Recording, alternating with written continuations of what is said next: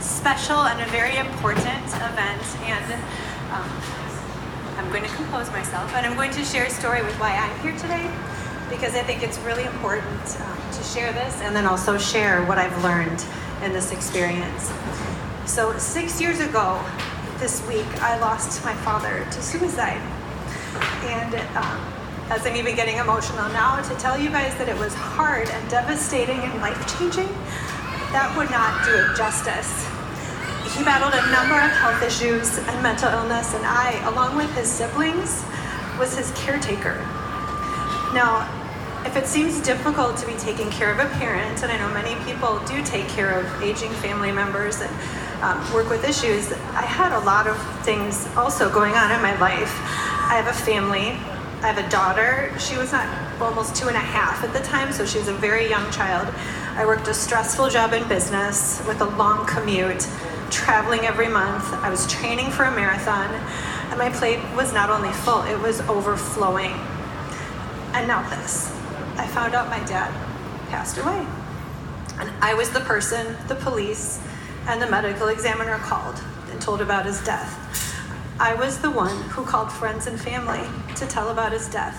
And I was the one to manage the funeral details, manage the clean out and the donation of the items in his apartment. I was the one to speak at his funeral and make sure everyone was okay. And afterwards, I was the one with the postmortem paperwork, the bank details, and there was so much to do, and I had no idea. Nobody else did either. Why? Because I didn't tell anyone. I didn't tell anyone about what I was experiencing or the full extent of how this was impacting me. I didn't want my family to be impacted. I didn't want to hurt them. I didn't want to impact my job. I didn't want any of this. And I went back to work and my life like nothing happened. When a suicide would happen in the news and people would make callous comments of, I don't know how they could do that with all their fame, or didn't their family know? Couldn't they have helped them? That was not helpful. And I buried my feelings even further. And that was really not helpful. And I was feeling like something needed to change. So I made a series of small life changes, including joining a running group and training for yet another marathon. I thought maybe this would help me, maybe this small change might help me work through my feelings. And then one day while I was training with a new group, we ran by the Suicide Survivors Save, that was a walk that was going around Lake Harriet. And I broke off from the group really quickly, and I talked to someone in the tent who was distributing roses to the participants. In a moment of courage, I asked for a broken rose that was lying on the ground and just asked, can I clip this on my water belt? I'm running around the lake and this is important. And they agreed, and I told them, thank you for what you're doing. I slid it into my pocket with my belt and I kept running. The group around me just stared at me. What did you just broke off and stick this rose in your belt? What's going on? And I thought, okay, here goes. I just met these people. They will never speak to me again. They'll label me. I had to go make a scene, find this flower, stick it in my belt, and now I actually have to talk about it and say something. So I did. And I opened up and I told them that I lost my dad to suicide and that it was very difficult and sad. And I grabbed the flower to honor him in my own little way during the run. And this is where I pause, and I expected the ground to open me up and swallow me, or Lake Harriet to have a tidal wave, just wash up, suck me into the lake, and I would just go swimming into the middle of the lake or something. But I didn't hear that. I heard the voices around me saying, my family members struggled with mental illness too, and it's really hard. I also heard I struggle with mental illness too, and it is hard. And they stopped, and they gave me hugs, and I cried, and they cried. And then we kept running, and we talked about life, and the weather, and flowers, and other people around the lake, and the normal things that you might talk about while you're running.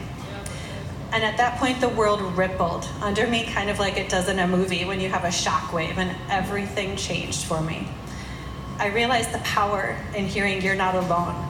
And I started taking small steps to share my story, and most importantly, to really see the story for myself. These small steps led me to volunteering on a crisis hotline for a year and taking calls from people who were in my dad's position and who had been in my position and who were in many other crisis positions. The people who called into the line are the bravest people I have ever come to contact with. As I was on the calls, I kept hearing three themes. People felt alone. They don't know what resources are available, and they had financial constraints and concerns getting in the way of help. The process of facing my struggles with my dad's suicide, volunteering on the hotline, and meeting people brought me to a fundamental realization. I could not control what my dad did. I cannot control what others do. I can only control my thoughts and actions and what I own, and this is my story and what I do with this knowledge. So I decided to start a foundation with the purpose of breaking barriers to mental health. I ran another marathon and raised $100 per mile to donate to that crisis hotline.